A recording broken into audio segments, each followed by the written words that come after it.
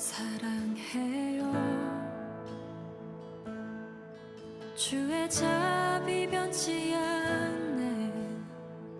내 모든 삶 주의 손에 있네. 난 눈을 뜰 때부터 잠들 때까지 난 노래해 주의 선하심을.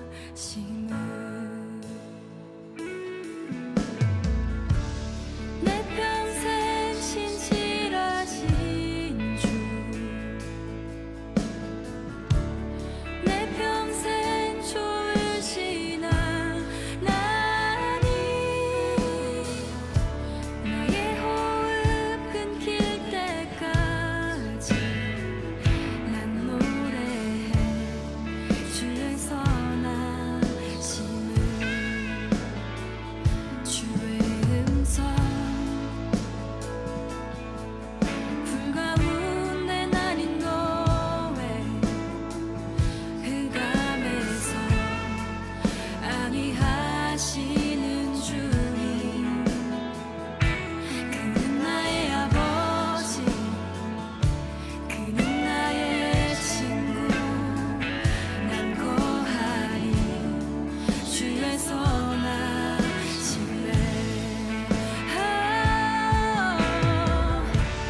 내 평생 신실하신 주,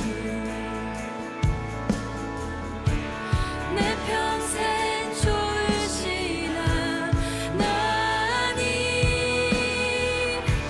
나의 호흡 끊길 때까지 난 노래해 주의 선하심을. 내 평생의 선하심과 주의 인자하심, 정녕 나를 따르리니 두려움 없도다. 내 삶을 들여 주께 순복해 모두 드립니다. 주의 선하심 인자함 나를 따르리니. 내 평생의 선하심과 주의 인자하심, 정녕 나를 따르리니 두려움 없도다. 내 삶을 들여 주께 순복해 모두 드립니다. 주의 선하심 인자함 나를 따르리니.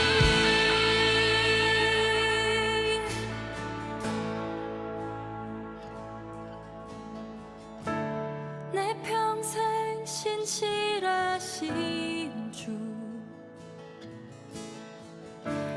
내 평생 좋으신 하나님, 나의 호흡 끊길 때까지 난 노래해 주의 선하심을.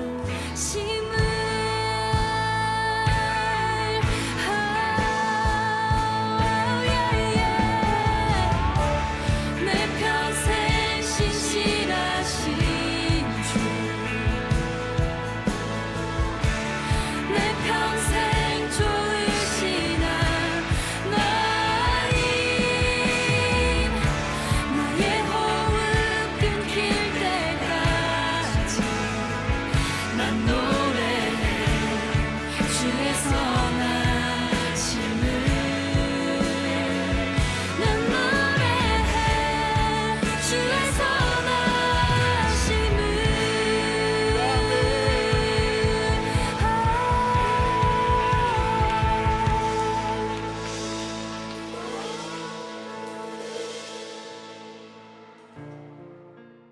시편 23편 6절 말씀. 내 평생의 선하심과 인자하심이 반드시 나를 따르리니 내가 여호와의 집에 영원히 살리로다. 아멘. 우리 평생에 하나님의 선하심과 그 인자하심이 우리를 막 추격해서 쫓아와서 나를 막 따라다니고, 뭐가? 하나님의 선하심과 인자하심이 막 따라다니면서 우리를 추격해가지고, 우리는 가만히 있는데 막 선하심과 인자하심이 막 따라와요.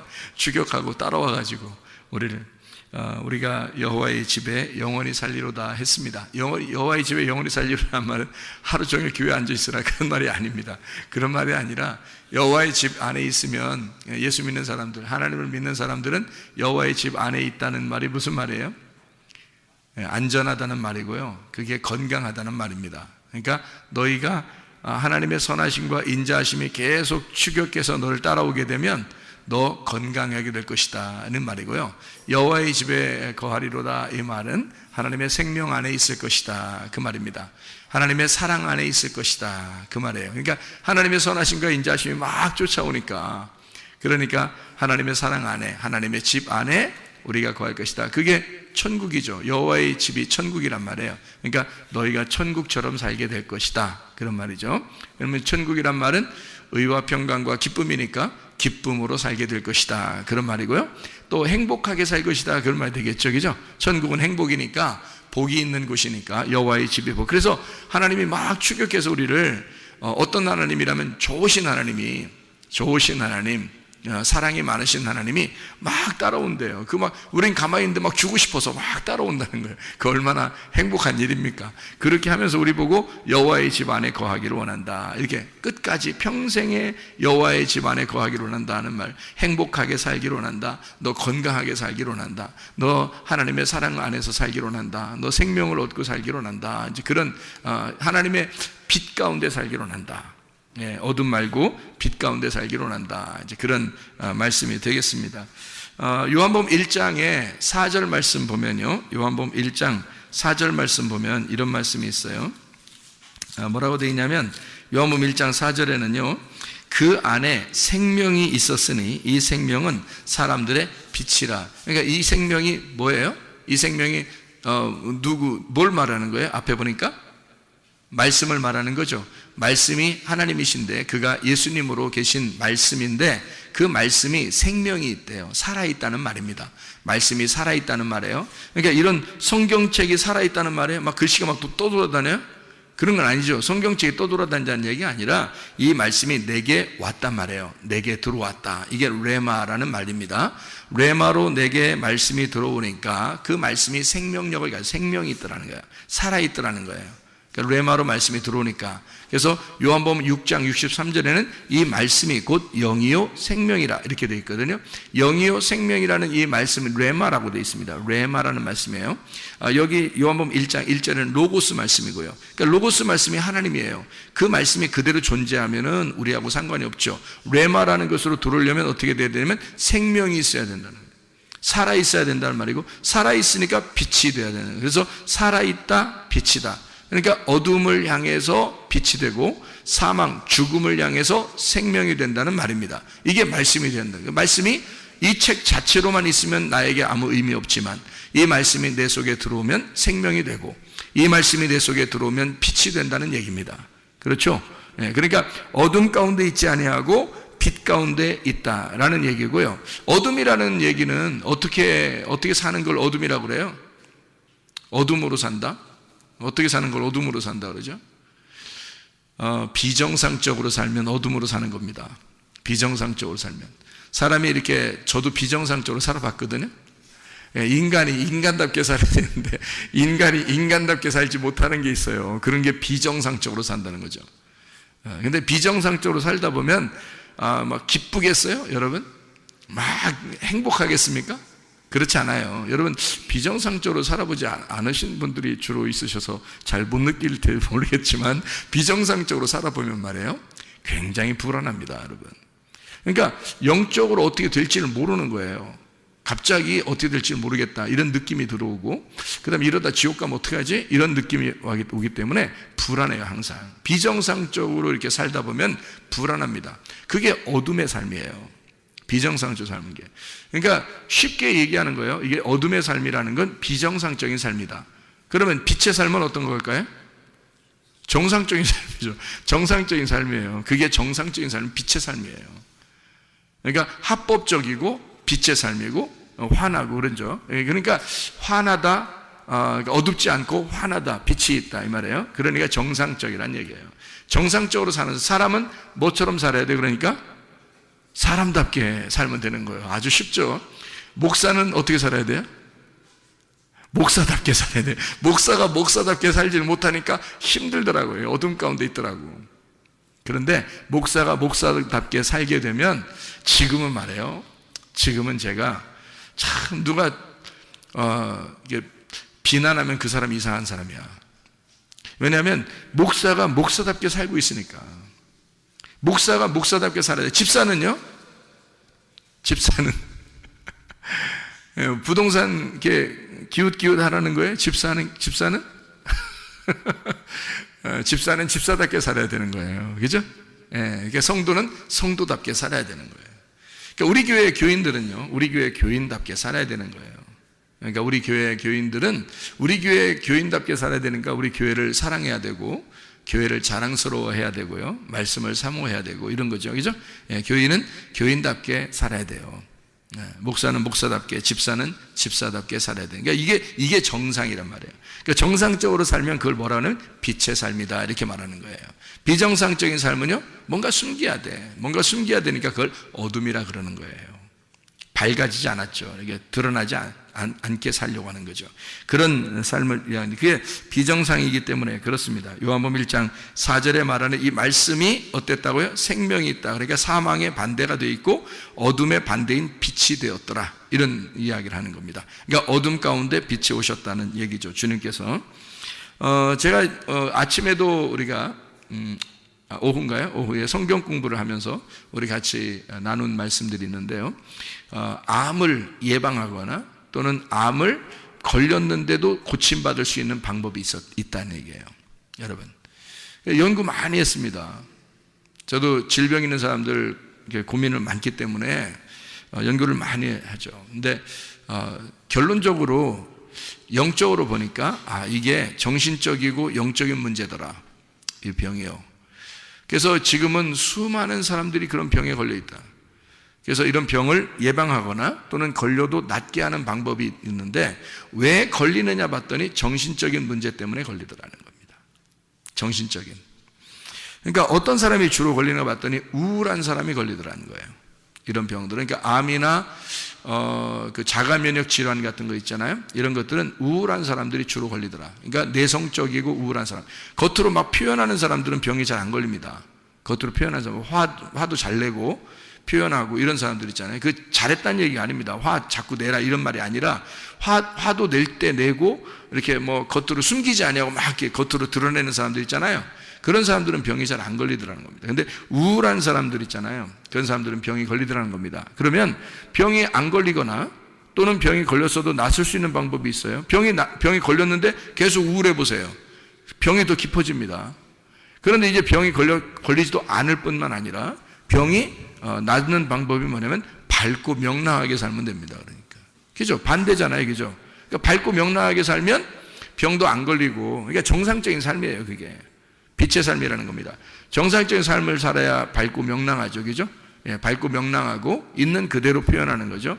밝고 명랑하게 살고, 그러면 우울하지 않고, 그러니까 내성적이지 않고 좀 더 자기를 표현할 수 있는 밝고 명랑하게 살면 좋겠다. 그러면 병이 걸렸어도 금방 치료가 될 수가 있다. 또 병이 안 걸릴 수도 있다는 얘기예요. 그런데 병이 어쩌다가 너무 피곤해서 걸릴 수도 있어요. 그러면 그것도 빨리 치료받는 방법이 뭐냐면 밝고 명랑해야 된다는 겁니다. 빨리 밝고 명랑한 것으로 바뀌어야 되는 거예요. 그러면은 치료받기가 쉽다는 겁니다. 그리고 이제 병이 나는 사람들의 특징을 제가 이제 조사를 해보니까요, 죽고 싶다는 생각을 많이 해요. 죽고 싶다. 제가 이렇게 사람들을 조사해 본 결과 죽고 싶다. 아유, 나 그만 살았으면 좋겠어. 아프니까 그렇게 하기도 하고요. 또 안 아픈 사람들도 이 세상이 너무 이렇게 힘들어지면은 무슨 생각이 들어오냐면 죽고 싶다. 이런 생각이 들어와요.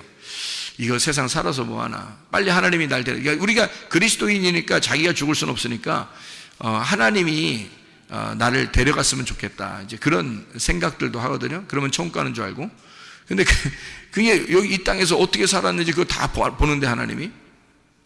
근데 죽고 싶다는 마음을 가진 게 그게 빛의 삶이에요? 어둠의 삶이지? 그 하나님이 보실 때 정상적인 삶이 아니잖아요. 비정상적인 삶이라고요. 근데 죽고 싶다는 그런 마음들을 막 가져요. 아유, 이렇게 살 바에는 내가 죽었으면 좋겠다. 아유, 그게 더 편할지도 몰라. 하나님이 날 데려갔으면 좋겠어. 자기가 죽으면 좀 그러니까. 그래서 자기가 스스로 이거를 이제 하나님 탈피해 보려고 이렇게 사는 것보다는 죽는 게 낫겠다. 이제 그런 생각들을 하게 되는데요. 절대 그런 생각 가지면 안 됩니다. 그런 생각을 가지면 속에 있는 유전자들이 어떤 생각을 하냐면요. 우리 주인이 죽고 싶대. 그러면 이 속에서 변질이 일어납니다. 그러면 속에 있는 병이 생겨요. 속에서요. 그게 암이 될 수 있고요. 자가면역 질환이 될 수 있습니다. 그래서 자기가 자기를 공격해 버리는 거예요. 이 속에서 주인이 죽고 싶어 하니까. 주인이 죽고 싶어 하니까. 그러면 우리가 이제 병이 안 걸리거나 또는 병이 났어도 빨리 병에 치료받는 방법이 있겠죠. 그럼 반대로 어떻게 해야 돼, 그럼? 살고 싶다 하면 되는 거예요. 살고 싶다. 막 도전적이고, 진취적이고, 뭔가 막 이루어내려고 하고, 뭔가 이렇게 막 활동적이려고 하고, 이러면은 속에 있는 이제 T임파고 있잖아요. 그리고 유전자, 이런 세포들이요. 막 우리 주인이 살려고 하니까 이게 막 움직이기 시작하는 거예요. 하나님이 처음부터 머리에서부터 발끝까지의 그 유전자 세포를 집어넣어놨습니다. 하나님이 그렇게 집어넣어놨다면 분명히 이 세포들은 우리를 위해서 존재하는 거예요. 하나님이 넣어놨는데 어떻게 움직이는지 우리 스스로 움직일 수 있는 게 한 개도 없어요. 우리 스스로 움직일 수 있는 게. 너 이렇게 움직여라, 너 저렇게 해라, 너 이렇게 해라, 이렇게 할 수가 없어요. 한 개도. 그러니까 연구하면 연구할수록 내가 알아보면 알아볼수록 하나님의 신비로움이 놀랍더라는 겁니다. 하나님이 머리끝에 발끝까지 하나님이 다 주관하시게 만들어 놓은 거예요. 근데 그거를 주관하도록 그 주인으로서 살아가는 게 나예요. 그러니까 내가 우울하거나 죽고 싶다고 생각하거나 그러면 이 속에 있는 것들이 그렇게 움직여 버립니다. 근데 밝고 명랑해지면 이게 바뀌어 버려요. 좋은 쪽으로 바뀌어 버리는. 그러니까 병도 막 잡아먹는다는 거죠. 이것들이. 그리고 진취적이고 막 도전적이고 막 살려고 그러고 막 움직이고 그러잖아요. 그러면 막 움직여서 자기 속에서 우리 주인이 살려고 그래. 그러면 막 움직여줘요. 그럼 이게 활성화되는 거죠. 이게 자동적으로 치료될 수 있도록 시스템을 그렇게 만들어 놓은 게 우리의 신체더라는 거죠. 하나님께서 해놓으신 게. 그러니까 사람이 스스로 이걸 할 수 있다면, 사람이 뭔가 이렇게 움직일 수 있다면 말이에요. 그럼 이렇게 하고 저렇게 다 할 수 있지만 안 그래. 한 개도 못 움직입니다. 하나님이 다 자동적으로 이 속에서 움직일 수 있도록 우리의 생각이나 우리의 정신을 통해서 이게 움직일 수 있도록 만들어놨어요. 생각하면 이게 연구하면 연구할수록 그런 놀라운 신비들이 있더라. 자, 그러면 이제 어떤 사람에게 병이 걸리고 또 이런 암병이나 자가면역 질환이나 이런 병들이 왜 걸리느냐 봤더니 스트레스를 많이 받는 사람들. 스트레스 많이 받는 사람들. 그 스트레스 안 받는 사람 있어요, 없어요? 없어요. 스트레스 다 받아요. 근데 그 스트레스를 극복하는 사람이면 괜찮은 거죠. 근데 스트레스를 받았을 때 스트레스를 극복 못하는 사람이 주로 우울한 사람이에요. 내성적인 사람들, 겉으로 표현을 못하는 사람들.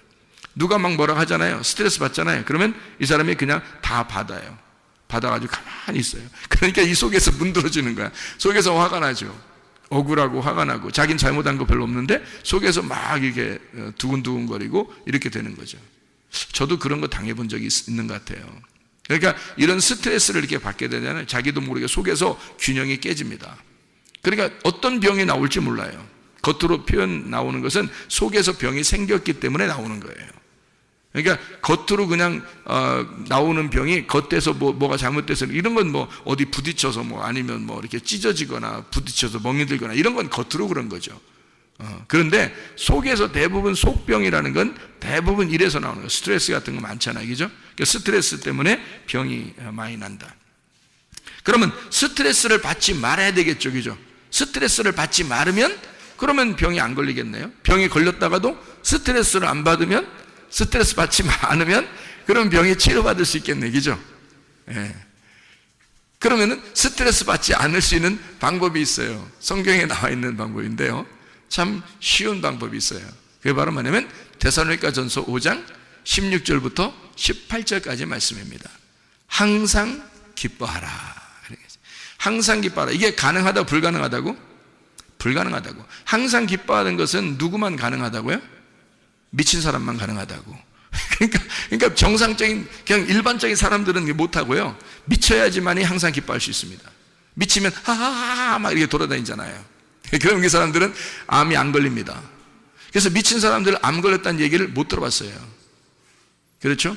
그러니까 이 세상에 돌아다니는 거지들도 암이 걸렸다든지 위장병 걸렸다든지 소화가 안 된다든지 그런 게 한 명도 없습니다. 희한하죠?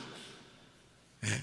그 사람들은 왜 우리보다 더 안 좋은 음식을 먹는데도 왜 그렇게 소화를 잘 시키고 위장병도 없고 그렇게 건강하게 살아갈까요? 스트레스를 많이 안 받는 겁니다. 기뻐하는 겁니다. 그냥 감사하고 기뻐하는 거예요. 그러니까 기뻐하고 쉬지 말고 기도하고 범사에 감사하는 거예요. 그게 하나님의 아버지의 뜻이라고 나오잖아요. 그러니까 우리 뜻이 아니에요. 아버지의 뜻이란 말이에요. 그러니까 우리는 우리 뜻대로 살지 말고 아버지의 뜻대로 사셔야 됩니다. 누가복음 22장 42절의 말씀 보니까 예수님이 십자가 못 박혀 돌아가시기 전에 기도합니다. 겟세마네 동산에서 기도할 때에 그 말이 무슨 말이에요? 뭐라고 기도해요? 내 마음 내 뜻대로 하지 마시고요, 아버지의 원대로 되기를 원하나이다. 아버지의 뜻대로 되기를 원하나이다. 자, 우리 아버지께서, 우리 하나님 아버지가 우리에게 원하는 건 뭘까요? 건강입니다. 아버지가 원하는 건 건강이에요. 행복하게 살기를 원하는 겁니다. 천국 살기를 원해요. 생명을 살기를 원합니다. 그러면 그 아버지가 원하는 행복한 삶을 살기 위해서는 네가 어떻게 살아야지만 행복하다는 걸 아는 아버지는 항상 기뻐하면, 쉬지 말고 기도하면, 범사에 감사하면, 그게 천국 삶이라는 걸 아버지가 알기 때문에 그게 도저히 불가능한 얘기지만 너 이렇게 해야 돼 라는 말이에요. 불가능한 얘기인 거 알아요. 근데 하나님이 기뻐하게 해주겠다는 거 아닙니까? 쉬지 말고 기도하게 해주겠다는 거 아니에요. 그러니까 너희가 피곤할지라도 하나님의 성령이 너를 위해서 연약한 걸 아시고 기도를 대신 해줘서라도 계속 기도하게 해주겠다는 겁니다. 그러니까 기도를 쉬지 말자는 겁니다. 그 말은 쉬지 말고 기도하라. 가능합니까? 불가능하죠. 쉬지 말고 기도하라고 어떻게 가능합니까? 불가능하지. 근데 쉬지 말고 기도하라는 말은 기도 자체가 뭐예요? 하나님과의 대화예요. 그게 쉼이라고. 하나님과 대화하는 그 자체가 쉼이고 안식입니다. 그게 자유고요. 그러니까 쉬지 말고 기도하라가 쉼이에요. 그죠? 쉬지 말고 기도하라가 쉼이라고. 그러니까 기도가 쉼이란 말이에요. 쉼, 안식, 쉼이라고요. 기도한다는 게. 그러니까 쉬지 말고 기도하란 말은 쉼을 계속하란 말이잖아요. 한마디로 말하면 계속 쉬어란 말이에요. 병 걸리겠어요? 병 안 걸리지. 스트레스 안 받지. 계속 쉬는데? 영적으로 계속 쉬는데 무슨 병이 걸리겠어요? 사람이 안 쉴 때 병 걸리지. 맞죠? 예. 연구 많이 한 겁니다. 보세요. 그러니까 계속 쉬면 병 안 걸려요. 그게 안식이니까. 그러니까 쉬지 말고 기도해. 그러니까 주님은 뭘 원하는 거냐면 너희들 쉬지 말고 기도해. 그 말은 계속 쉬어. 계속 숨 쉬어. 기도가 숨 쉬는 거니까. 하나님 아버지하고 계속 숨 쉬어. 계속 대화해. 계속 쉬어. 그게 안식이야. 그게 기도야. 그러면 한마디로 말하면 너 계속 숨 쉬면 말이야, 산소통을 놓고 네가 계속 숨 쉬고 있잖아. 그게 기도야. 근데 계속 숨 쉬면 그게 쉬는 거야. 그럼 병 걸리겠냐 이거예요. 그래서 쉬지 말고 기도하라고 하는 거예요. 계속 쉬어라 이 말이야. 영적으로 계속 쉬어라. 네가 얼마나 아름다운 일이냐.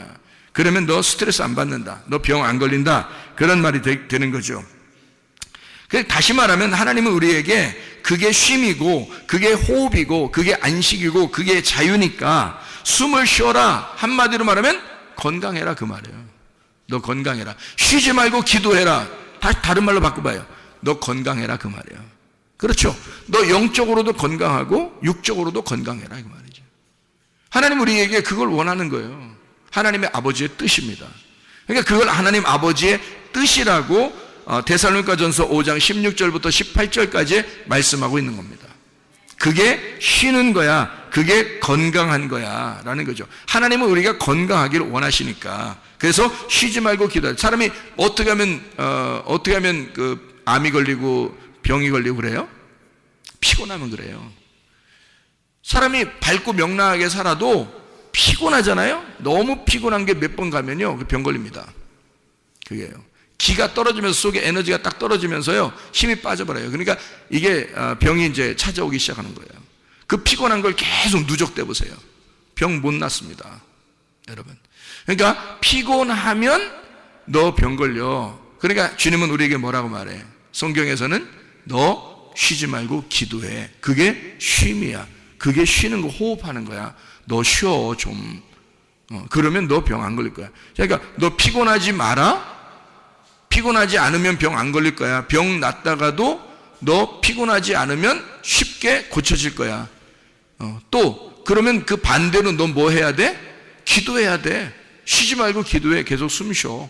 하나님하고 호흡해. 그러면 너 건강해질 거야 라는 그런 말씀이죠. 하나님 우리에게 육적인 건강, 영적인 건강을 다 주고 싶어 한다는 거죠. 영적인 건강만 주고 싶다면 하나님이 우리 육체적인 몸에 유전자를 왜 넣어놨겠어요? 하나님이 우리에게 우리의 영적인 건강만 원한다면 육체적인 유전자를 왜 속에다가 우리 육체 안에다 집어넣어놨겠냐고요. 그건 하나님의 사랑입니다. 유전자는 하나님 아버지의 사랑이라는 글자를 우리 속에다 새겨놓은 거예요. 그러니까 하나님 아버지가 그 유전자를 통해서 계속 일하시는 거죠. 우리가 유전자를 못 움직인다니까요. 우리는 생각하고 우리는 말하고 우리는 행동한다. 그게 사람이니까. 우리는 생각하고 우리는 말하고 우리는 행동한다. 우리는 그렇게 살아가고 있는데 속에서 유전자는 우리가 생각한 대로, 우리가 말한 대로, 우리가 행동한 대로 움직이는 거예요. 그걸 누가 집어넣어놨기 때문에? 아버지 하나님이. 그래서 아버지 하나님이 그걸 집어넣어놔서 이 속에서 혼자 일하는 거예요. 그러니 사람이 자기가 이렇게 해라 저렇게 해라 할 수 없는 거죠. 하나님은 그렇게 우리를 사랑해. 하나님의 사랑의 그 글자를 우리 속에다가 집어넣어놨다, 이런 말입니다. 자, 피곤하지 말고 어떻게 하라고요? 쉬지 말고 기도하라고. 그러면 너 건강해질 거라고. 이게 병 안 걸리는 방법이라니까요. 병 걸려도 병 낫는 방법입니다, 이게.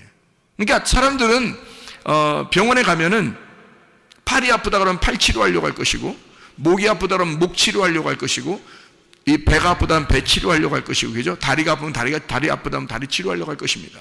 근데 그게 왜 병이 생겼는지를 모르잖아요. 그러니까 거기만 치료하려고 의사들은 매달릴 거란 말이죠. 그러니까 다 과가 달라져 가지고 내과, 외과, 뭐 정형외과 이렇게 해서 막 다 달라서 거기로 자꾸 다녀야 된다, 그죠? 근데 그게 병이 사실은 뭐 때문에 생긴 거예요?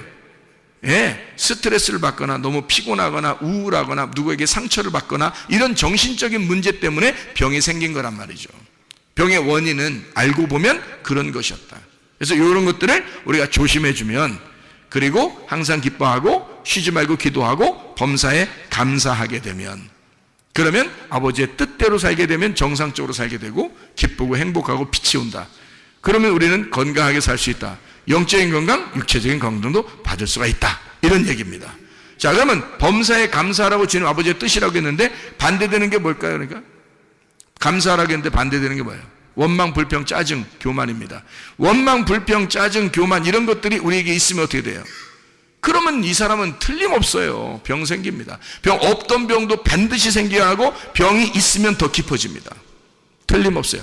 원망, 불평, 짜증, 교만. 왜냐하면 유전자가 그렇게 변이를 일으키기 때문에 그래요.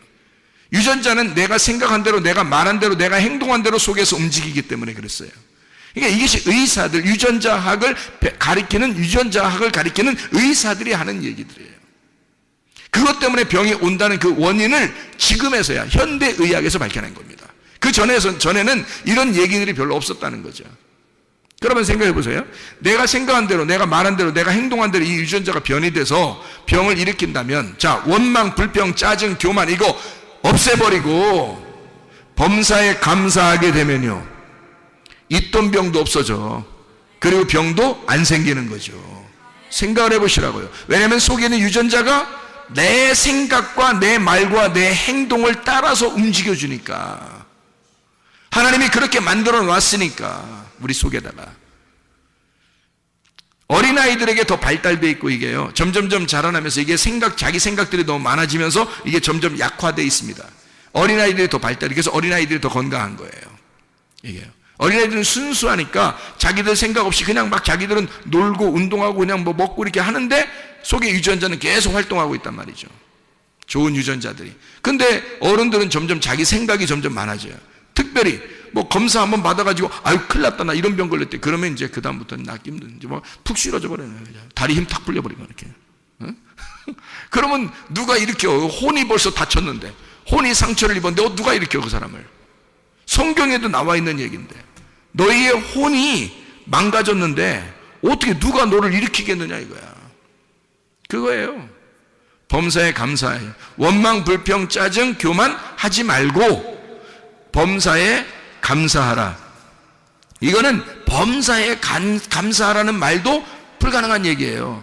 그럼 범사에 감사하라는 얘기는 누가 감사를 만들어주겠다는 거야? 하나님이 너 감사만 생각하게 되면 감사할 일들 만들어주겠다는 얘기 아닙니까? 그렇죠? 그러니까 이게 그래야 가능한 거니까. 범사에 감사하라 그러면 뭐 하라는 거예요? 그 범사에 감사하게 되면 야, 이래도 감사 저래도 감사. 나 솔직히 말해서 저요 옛날에 병이 있었거든요. 근데 하나님 앞에 내가 회개하고 은혜를 받고서 병이 고침받았거든요.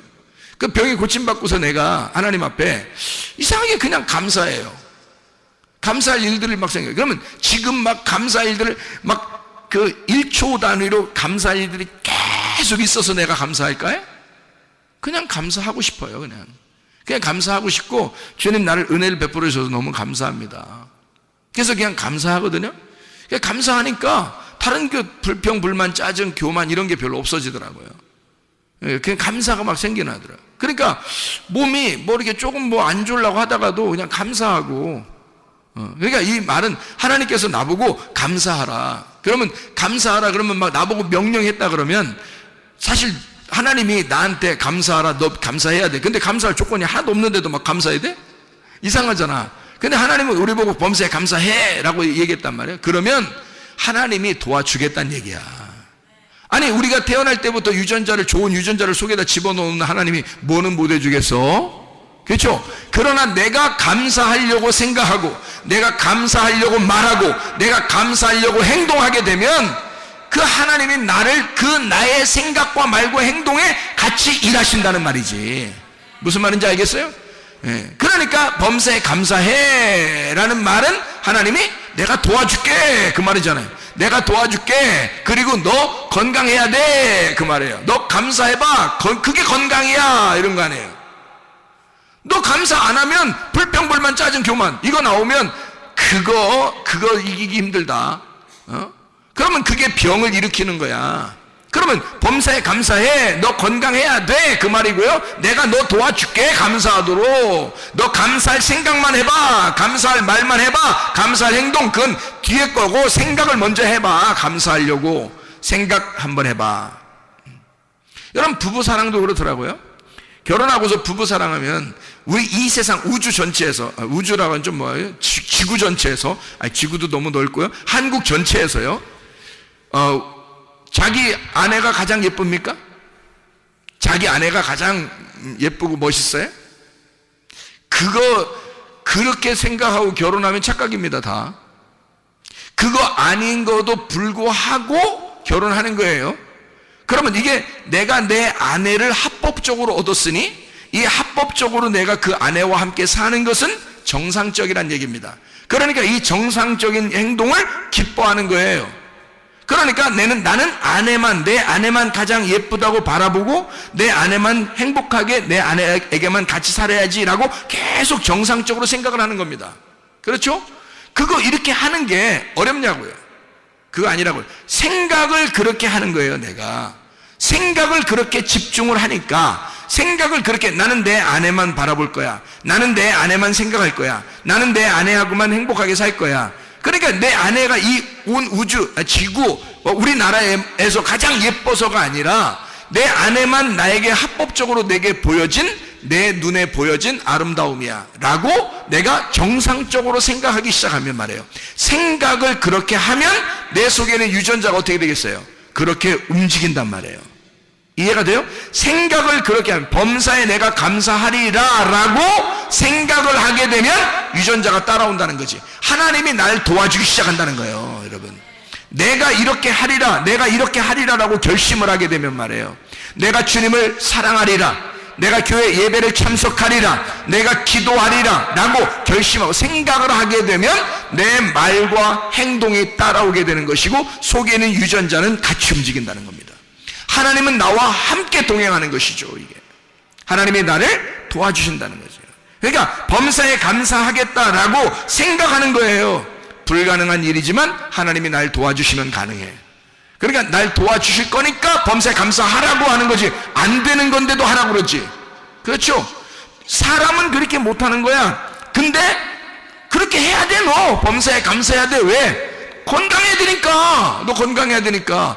건강을 누구보다도 걱정하시는 분이 하나님이십니다.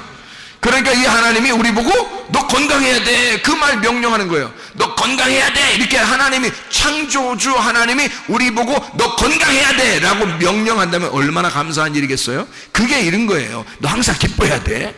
무슨 뜻인지 아시겠죠? 쉬지 말고 기뻐해야 돼. 무슨 뜻인지 아시겠죠? 범사에 감사해야 돼. 무슨 뜻인지 아시겠죠? 너 건강해야 돼. 그 말입니다. 너 행복해야 돼. 너 천국을 살아야 돼. 너 생명으로 살아야 돼. 너 빛으로 살아야 돼. 그게 정상적으로 사는 거야. 너 생각만 해줘. 그러면 내가 널 따라다닐게. 생각만 네가 해줘봐. 내가 너 따라다닐게. 이런 말입니다. 생각이 어떠하냐에 따라서 하나님은 우리를 따라다니시고 그 건강하게 만들어 성경에 있는 거를 그대로 내 속에다 적용을 시키는 거예요. 하나님 말씀과 내가 떨어져 있으면 아무 상관없는 말씀이죠. 그러나 이 말씀이 내게 들어오기 시작하면 생명이 된단 말이에요. 빛이 된단 말이에요. 레마가 된단 말이죠. 생명력이 된다는 거죠. 이게 말씀이 내게 역사하는 그 말씀이 되어버린다. 자, 사람이 이렇게 살다 보니까 병이 나는 것도 가지각색인데, 어떤 사람이 병이 나나 봤더니 너무 바쁘고, 사람이 정신없이 살다 보니까 병이 났다는 사람들이 참 많습니다. 내가 인생 정신없이 살다 보니까 참 병 났네. 그러니까 병 낳고 나서, 병 나고 이제 병원에 딱 입원해서 누워있으면 무슨 생각이 들어오겠어요, 그 사람들은. 내가 입원한 사람 병원에 이제 가서 이렇게 병문안 가잖아요. 그러면 그 사람들 중에서 많은 사람들이 이런 얘기를 합니다. 뭐라고 얘기하냐면, 내가 정신없이 살아서요 이렇게 병이 났어요.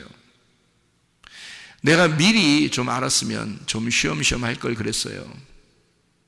내가 정신없이 살았습니다. 너무 바쁘게 살았어요.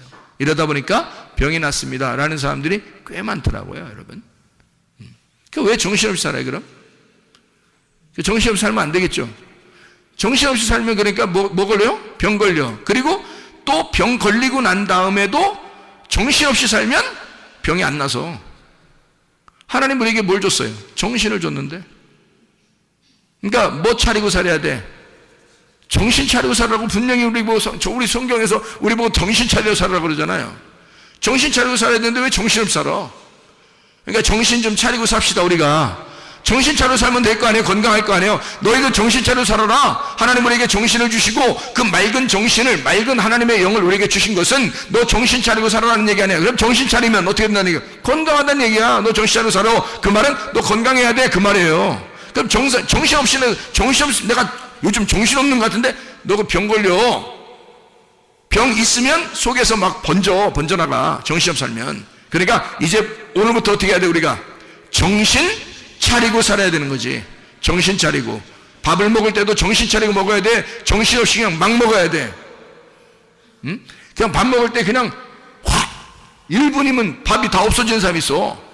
어떻게 먹었다는 얘기야? 생겼다는 얘기야, 그냥. 응? 그냥 숟가락으로 그냥 이렇게 밥그릇 들고서 숟가락으로 넘겼다는 얘기야, 그냥 무조건. 이게 삽으로 퍼서 이렇게 넘기듯이 넘겼다는 얘기예요. 이게 정신 있이 먹은 거예요? 정신 없이 먹은 거예요? 정신 없이 먹은 겁니다. 나중에 속에서 문제가 생기겠어요? 안 생기겠어요? 속에 문제가 생깁니다. 그럼 정신 있이 먹으면 어떻게 될까요? 정신 있게 먹으면 꼭꼭 씹어서 먹겠죠. 꼭꼭 씹어서 정신 차리면서 먹겠지. 그러니까 오래 걸리더라도 정신 차리고 꼭꼭 씹어서 물도 씹어 먹을 정도로 정신 차리고 먹는 거야. 무슨 말인지 아시겠어요? 그러면은 건강할 수밖에 없다는 얘기죠. 뭘 해도 정신 있게 하자는 얘기입니다. 정신 없이 하면 내가 너무 바빠. 나 오늘 너무 막 정신을 여기서 야 불러잖아. 네 하면서 막 달려가가지고 줄 걸려서 너무 줄 걸리면 뭐 저런 거 막 툭툭 떨어지고 뭐 이런 스피커 같은 거 떨어지려고 그러고 정신없이 가니까. 자, 누가 불렀어요. 정신 있게 하면 어떻게 해요? 네? 하고서 생각을 해봐야지. 먼저 내가 지금 저까지 가는 거리에 내가 어떻게 가는 장애물은 무엇인지, 여기에 뭐가 있는지, 지금 저기에는 어떤 장애물이 있는지 이걸 딱 파악하고 걸어가면 이게 정신 차리고 가는 거죠. 근데 정신없이 가면 무조건 달려가는, 일단 무조건 달려가요. 그러다가 스피커 넘어질 뻔했죠. 그 다음에 키보드 막 넘어질 뻔했잖아요. 줄 걸려서. 이게 한두 건이 아니에요, 여러분. 그 어떤 사람이에요? 정신 없는 사람이라는 거죠. 너무 바빠요. 그래서 제가 불러다 놓고 뭐라고 했냐면요, 정신 좀 차리자. 응? 다른 말 아니죠? 정신 좀 차리자. 그러면서 하는 말이, 왜 그랬어? 왜 이렇게 바빠? 왜 이렇게 급해? 왜 이렇게 조급해? 왜 그런 거야? 잘하고 싶어서. 잘하려고 하지 마. 그냥 안 넘어뜨리는 게 최고 잘하는 거야. 비싸. 저거 넘어뜨리면 끝나. 응? 그러니까 차라리 안 잘해도 돼. 그냥 천천히 가. 천천히 가면 어때? 응? 누가 뭐라고 그래? 근데 자기는 잘하고 싶은 거예요. 잘해주고 싶은 거예요. 막 빨리 잘 보이고 싶은 거예요. 그러니까 이게 조급한 거죠. 정신없이 되는 겁니다. 이거요, 다른 사람에게 자꾸 눈치 보고 잘하려고 그러고 이렇게 정신없이 살면요, 여러분 병 걸립니다, 나중에. 이게 정신 차리고 정신 있게 살아야 된다. 그래야 병이 안 걸리고, 병이 걸려도 금방 낫습니다. 제가 이거 많이 종합해서 연구해 놓은 거예요, 여러분요. 자, 우리가 비교의식을 가지면 어떻게 될까요? 사람이 비교의식 가지면, 자, 누가 잘했어요, 행복은 성적 순위 아닌데 1등부터 꼴등까지 있어. 그러면 아예 고민 안 해요, 여러분. 1등도 그렇고요, 꼴등도 괜찮은데요, 꼭 이게 막 이 비교의식 가지고 힘든 사람이 가면 딱 중간 있는 사람들이야. 중간 있는 사람들은 앞에도 아니고 뒤도 아니야. 아예 꼴찌면 비교 안 합니다. 원래 자기 그런 사람이니까. 비교 안 하는 그런 사람들은, 여러분, 꼴찌가 자살했다거나 이런 사람 들어봤어요? 없어요. 꼴찌는 절대 자살 안 하는 겁니다. 비교의식 자체가 없어요. 자기 뒤에 있는 사람도 없고 어차피. 그렇기 때문에 그냥 난 이렇게 살리라 이래요. 그냥, 야, 그게 상당히 지혜로운 사람입니다. 그러니까 공부는 좀 성적이 떨어졌는지 모르겠지만 세상의 지혜는 누구보다도 좋은 사람이에요. 그러니까 절대 자살 안 해요. 근데 1등하거나 불안한 사람 있잖아요. 2등하고 막 차이가 막 몇 점 차이 안 나. 3등하고 차이가 몇 점 차이 나. 막 불안해가지고 도저히 이거 막 겁나 죽겠어. 그래 1등 했다가 2등 돼봐. 이건 막 하늘이 무너지는 것 같아. 그래서 이런 사람들이 어떠면 마음에 불안함을 느껴요. 비교의식을 가지니까. 그죠? 그리고 형제가 둘이 있어요. 그러면 엄마가, 아빠가, 이게 형제가 둘이 있는데 한쪽만 사랑해주고 그런 경우가 있죠. 뭐 동생만 더 이렇게 칭찬해주거나, 동생만 더 좋아해주거나, 아니면 형만 더 좋아해주거나, 누나만 더 좋아해주거나, 뭐 동생만 더 좋아해주거나 이러잖아요. 그럼 둘 중에 이렇게 한 명이 딱 비교가 되잖아요. 그러면 한쪽이 막 부모한테 잘 보이고 싶어서 막 비교를 엄청 막 극복하려고 합니다. 근데 그렇게 극복하려고 해도 잘 안 되는 게 있잖아요. 사람마다 다 태어난 게 은사가 다르기 때문에 잘하는 게 달라요. 근데 부모는 만약에 부모는 이렇게 만들기를 좋아하는 걸 부모가 좋아한다고 생각해 보세요. 그런데 한쪽에는 만들기 잘 못해요. 한쪽에는 만들기 잘하고. 그러면 둘 중에 아무래도 만들기 잘하는 애를 좋아하게 됐단 말이에요, 부모가. 그럼 만들기 못하는 애는, 얘는 뭐 음악을 잘하든지 미술을 잘하든지 뭐 체육을 잘하든지 뭐 이래요. 근데 그건 안 알아줘. 부모가 만들기를 좋아하는 사람이었기 때문에. 그러면 부모가 좋아하는 애를 아무래도 마음에 더 두고 이 아이를 더 좋아하게 되면요, 이 비교의식 가진 애는 병 걸립니다. 좀 지나서 애정 결핍에 걸리고요, 그리고 나중에 속에서 속병 걸립니다. 그게요.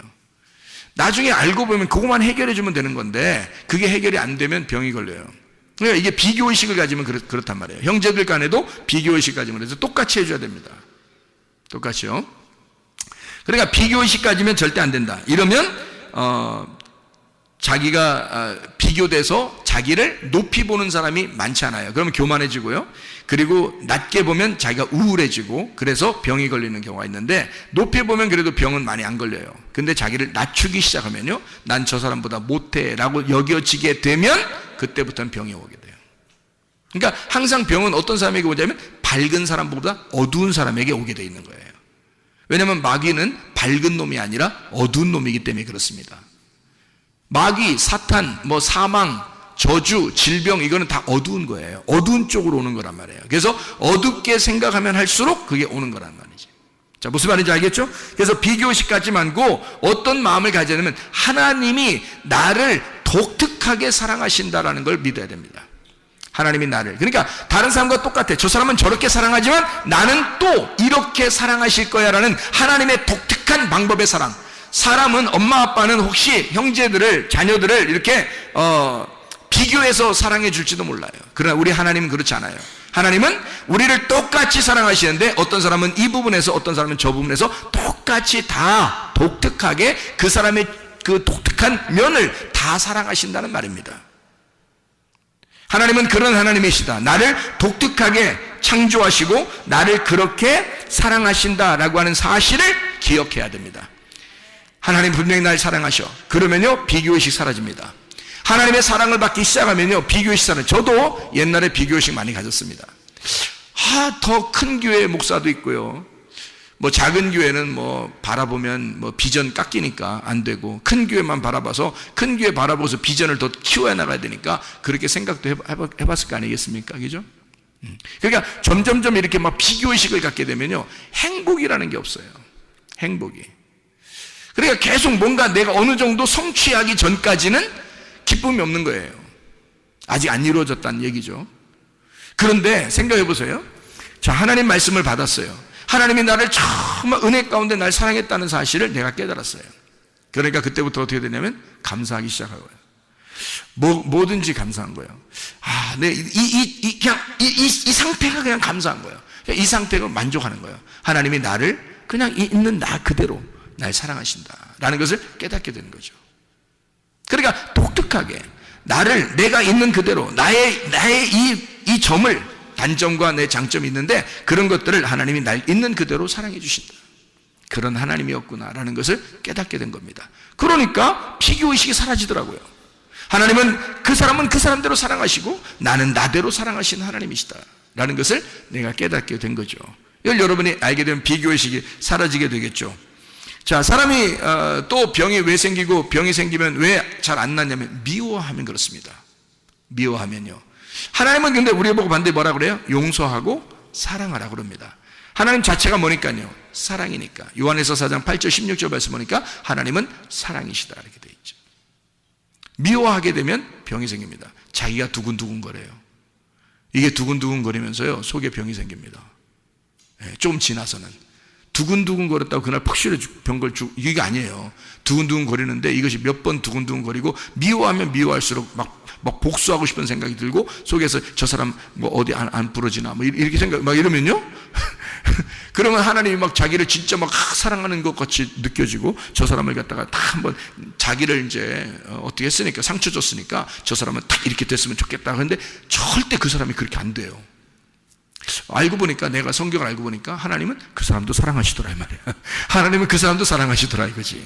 이쪽 사람도 사랑하는 거고. 그러니까 둘 다 사랑하기 때문에 그런 일들은 거의 안 나타나요.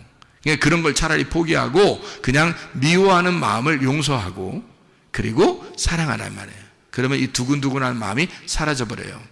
그러면 속에 있던 병도 없어져. 병도 잘 안 생기고 이런 겁니다.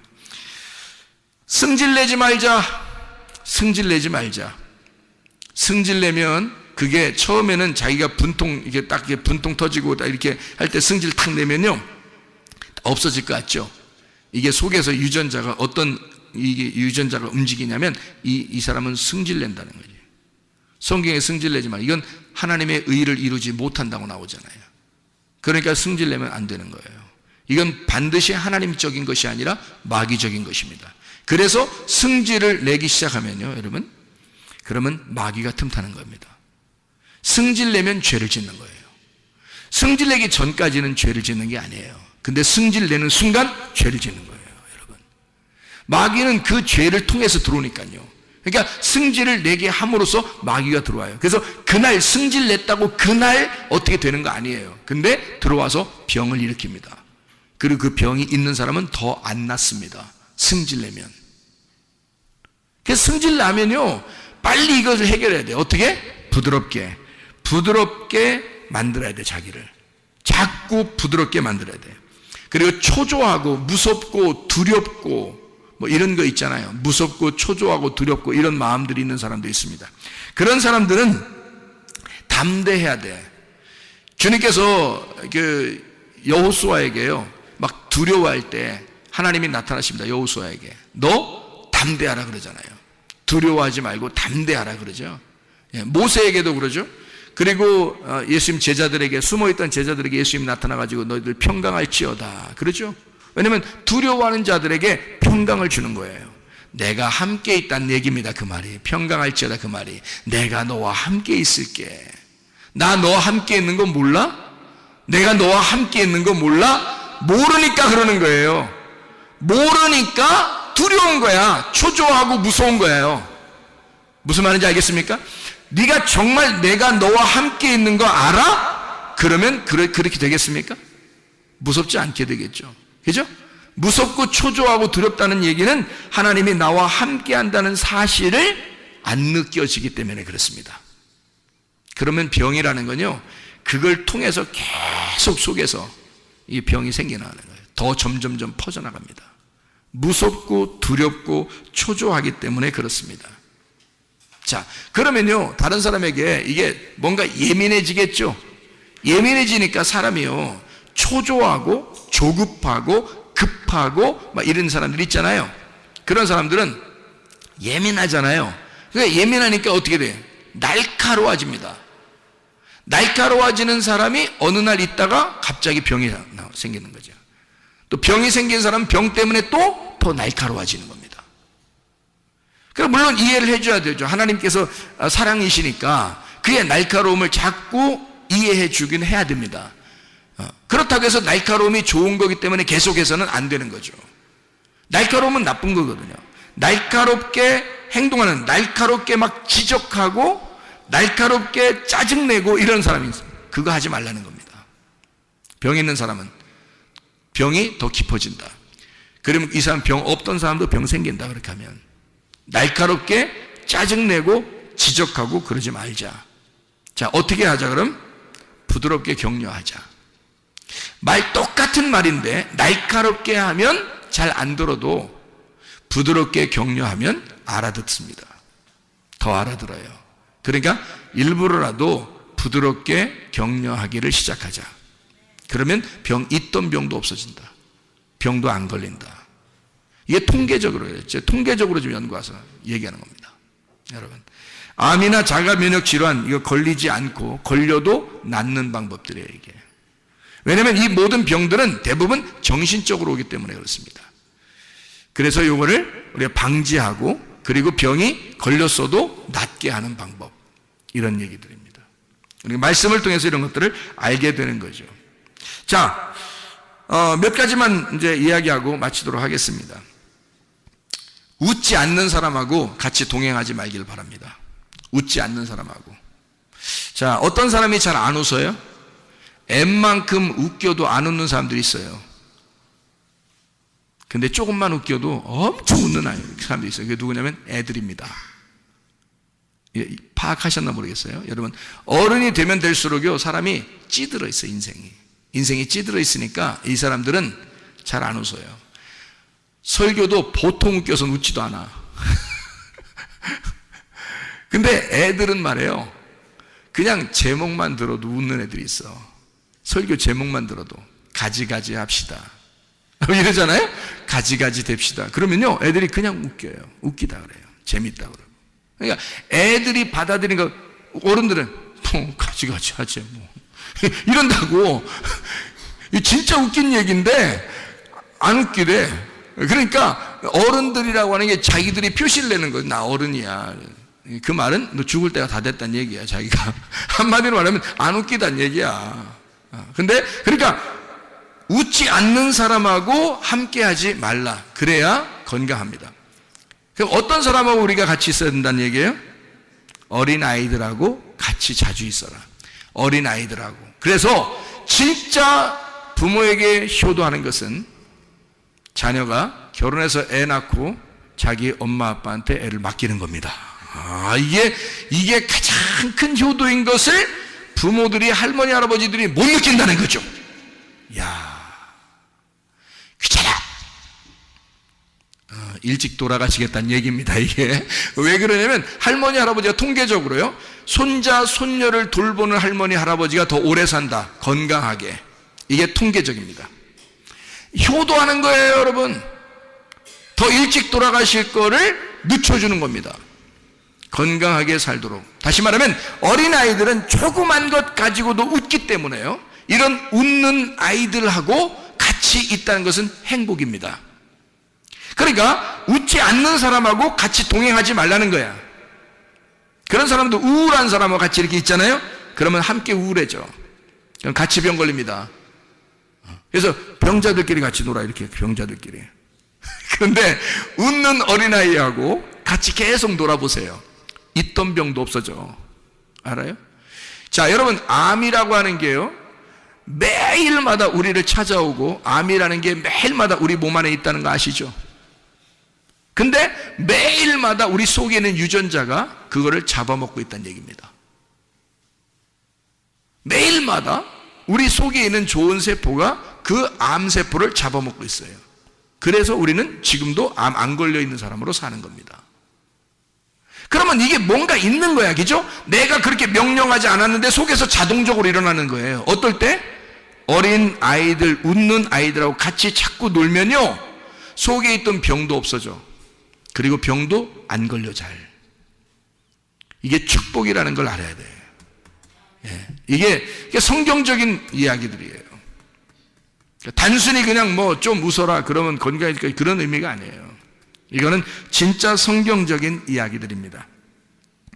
자, 음식을 맘대로 먹지 말자.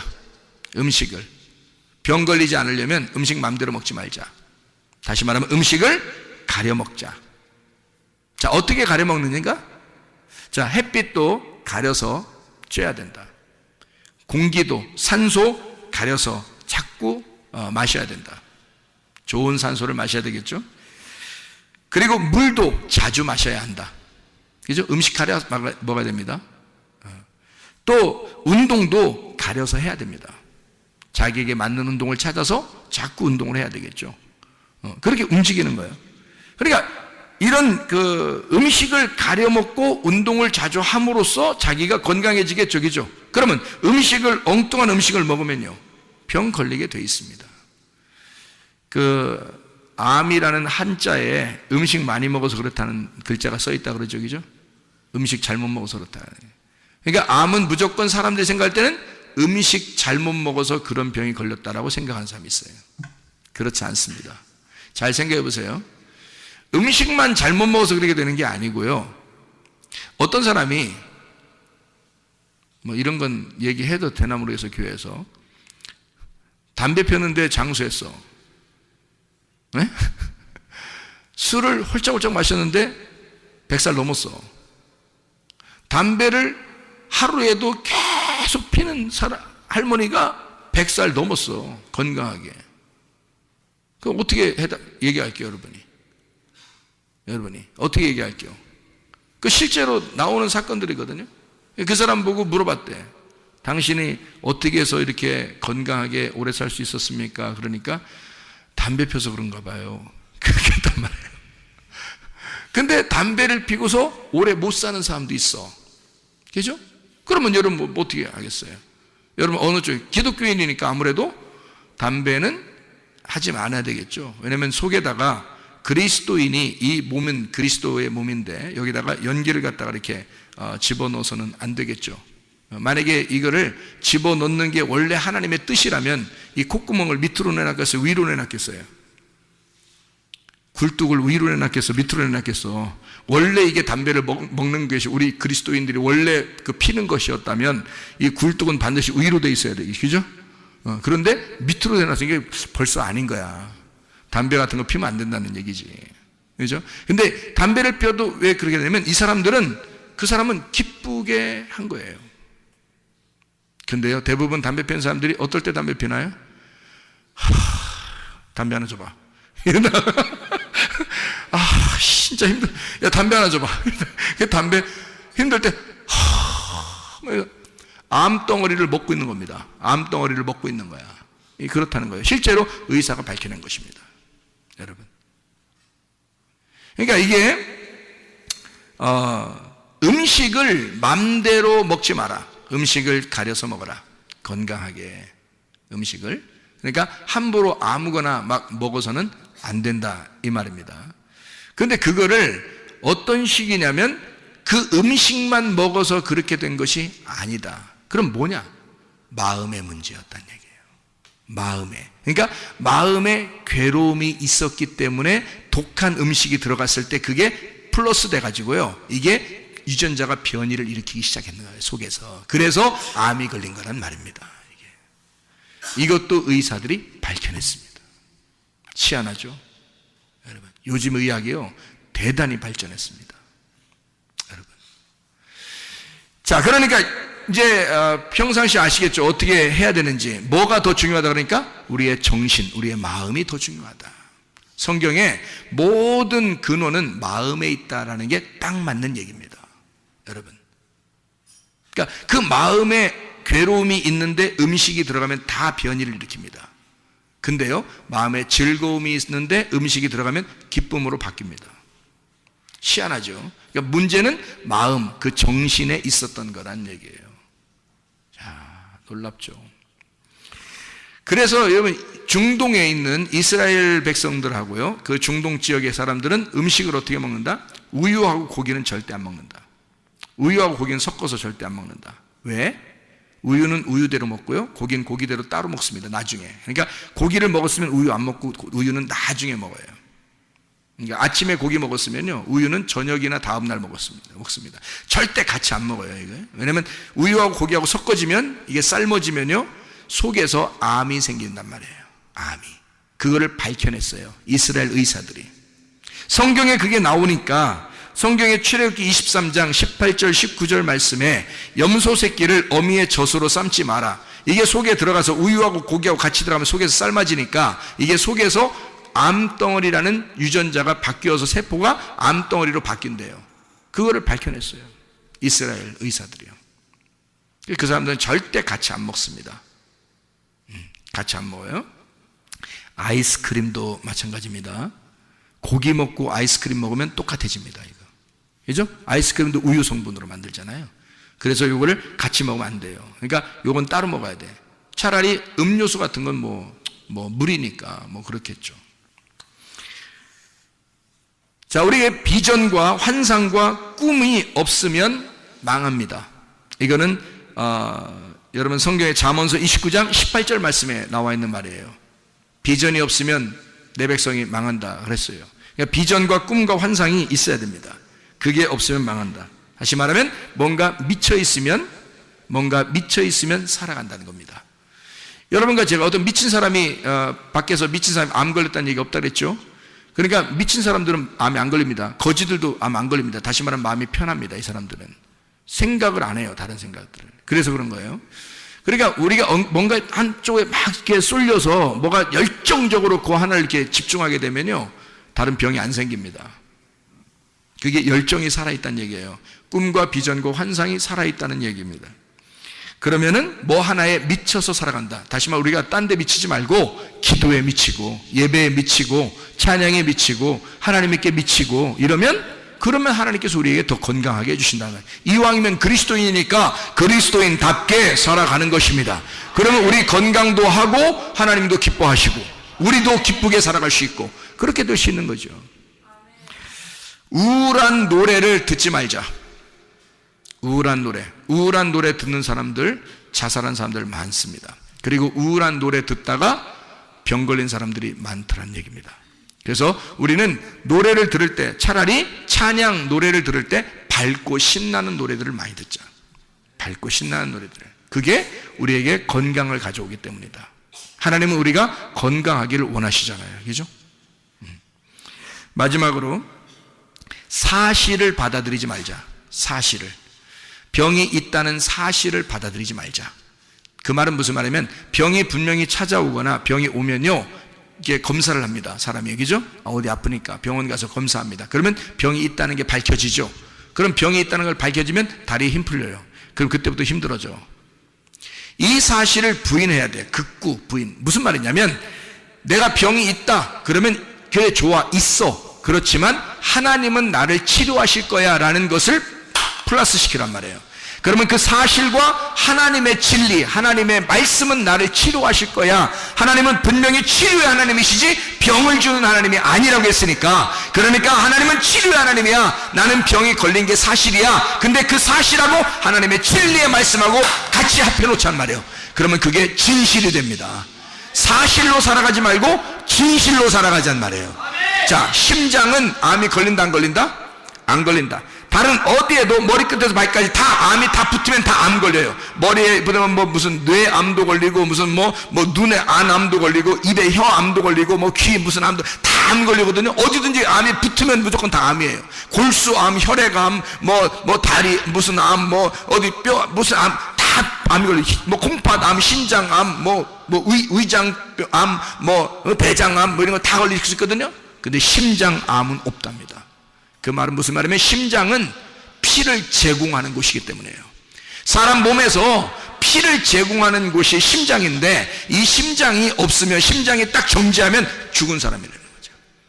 그래서 이 심장은 뭐 하는 곳이다? 피를 공급하는 곳이다. 피는 뭐예요? 생명이라는 거죠. 생명을 공급하는 장소는 암이 안 걸린다는 거예요. 여러분 희한하죠? 몸 중에서 암 한 군데가 딱 안 걸리는 데가 있는데 심장만 안 걸린다는 거예요. 여러분, 그럼 다시 말하면 생명이 솟아나는, 피가 솟아나는 심장에만 암이 안 걸린대요. 그렇다면 우리가 생명을 전달하는 자는, 생명을 전달하는, 예수의 피를 전달하고 생명을 전달하는 자는 속에 있는 질병도 떠나가고 질병도 생기지 아니하고, 생명이 살아있으니 심장이 움직이고 있으니 하나님의 심장이 된 내가 움직이고 있으면 건강하게 된다는 것입니다. 이해가 되겠습니까? 심장만 암이 안 걸린대요. 참 놀랍죠. 이게 그렇게 구조를 만들어 놓으신 분이 하나님이십니다. 그러니까 하나님은 여러분 우리가 모르는 사이에 이 속에 있는 모든 움직임을 하나님이 주관하고 있다는 거죠. 자, 시편 23편 6절의 말씀 뭐라고요? 시편 23편 6절에 주님께서 우리를 선하심과 인자하심이 너희를 정령 쫓아와, 너희를 쫓아와, 라다프 한다는 거죠. 쫓아와 가지고 어떻게 한다? 너희를 따라와. 선하심과 인자하심이 너희를 반드시 따라온다는 거예요. 나를 반드시 따라와. 그래서 어떻게 한다고? 여호와의 집에 영원히 살게 만든다고. 여호와의 집은 평안이라고, 여호와의 집은 행복이라고, 여호와의 집은 건강이라고, 여호와의 집은 생명이고, 여호와의 집은 사랑이라고요. 그 안에 살게, 영원히 살도록 만들어 주신다는 겁니다. 하나님은 그렇게 약속하신 하나님이에요. 하나님은 선하시고 인자하신 하나님, 우리를 쫓아와서 그런 사랑을 주기를 원하시는 하나님, 행복을 주기를 원하시는 하나님, 치유해 주기를 원하시는 하나님이시란 말입니다. 기도하겠습니다. 하나님 앞에 그런 하나님, 내 건강을 주시옵소서. 하나님, 내 몸에 건강 주시옵소서. 내게 생명을 주시옵소서. 내 속의 질병을 치료해 주시옵소서. 이런 선하신 하나님, 내게 역사해 주시옵소서. 지금도 살아계신 그 하나님 앞에 기도합니다.